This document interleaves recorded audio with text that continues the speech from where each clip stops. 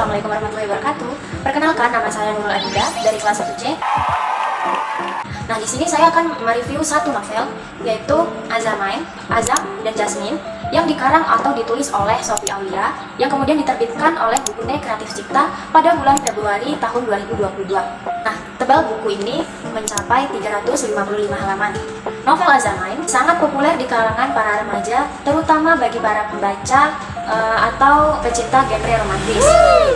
Novel ini berkisah tentang perjodohan antara Raden Azam Al-Baihaqi, seorang pemuda paham agama, dengan tutur kata Selemut Sutra bersama seorang gadis yang bernama Haura Jasmine, si cewek pemalas.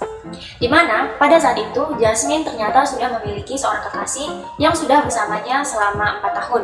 Jasmine pernah meminta Azam untuk mundur dari perjodohan ini. Tentu saja Jasmine lebih memilih Deka sang kekasih. Namun tak sampai di situ, Azam justru melakukan berbagai cara untuk mendapatkan hati Jasmine lewat tutur katanya dan perilakunya yang meneduhkan.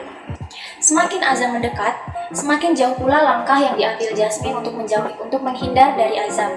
Semakin jauh langkah yang diambil Jasmine, semakin terngiang-ngiang pula Azam dalam pikiran Jasmine. Hingga tiba saatnya Jasmine harus memilih antara Azam, pemuda paham agama yang dijodohkan oleh ayahnya, atau Deka sang kekasih yang sudah menemaninya selama 4 tahun. Nah, ada sepenggal dialog yang menjadi sinopsis dari novel Azamain ini, yaitu percakapan antara Azam dan Jasmine. Azam berkata, "Kalau saya sudah sayang sama kamu, angka-angka yang besar gak akan bisa menggambarkan rasa sayang saya ke kamu, Jasmine."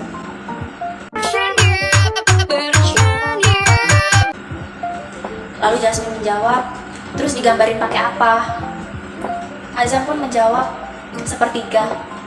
"Cuma sepertiga?" Heran Jasmine. "Iya, saya akan selalu langitkan namamu di sepertiga malam saya, Jasmine."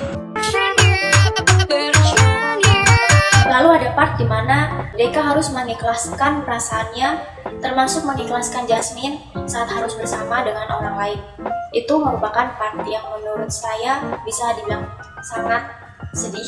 Deka begitu mencintai Jasmine. Mendengar Jasmine dijodohkan oleh orang lain membuat hatinya ikut hancur bersama juga dunianya yang sudah ia bangun bersama Jasmine dahulu. Namun Deka belajar ikhlas, bagaimana ia harus melepas perasaannya dan juga melepas wanita yang ia cintai bersama pria lain yang sudah ditentukan oleh ayahnya. Siapa sih yang gak sakit saat tahu kekasihnya sudah dijodohkan oleh pria lain? Bahkan saya saat membaca novel ini juga ikut merasakan bagaimana hancurnya menjadi Deka. Nah teman-teman, suatu buku tidak luput dari kekurangan maupun kelebihannya.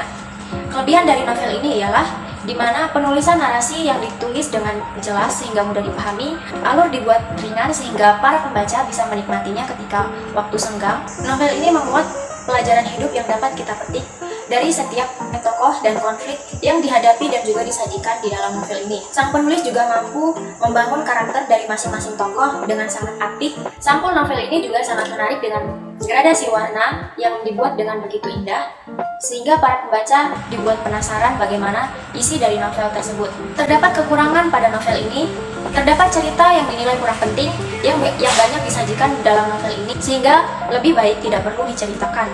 Ada juga tokoh sampingan yang dianggap tidak penting sehingga para pembaca sulit untuk memahami tokoh pentingnya dalam novel ini.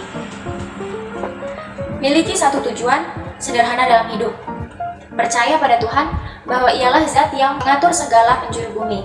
Sekian dari saya. Wassalamualaikum warahmatullahi wabarakatuh.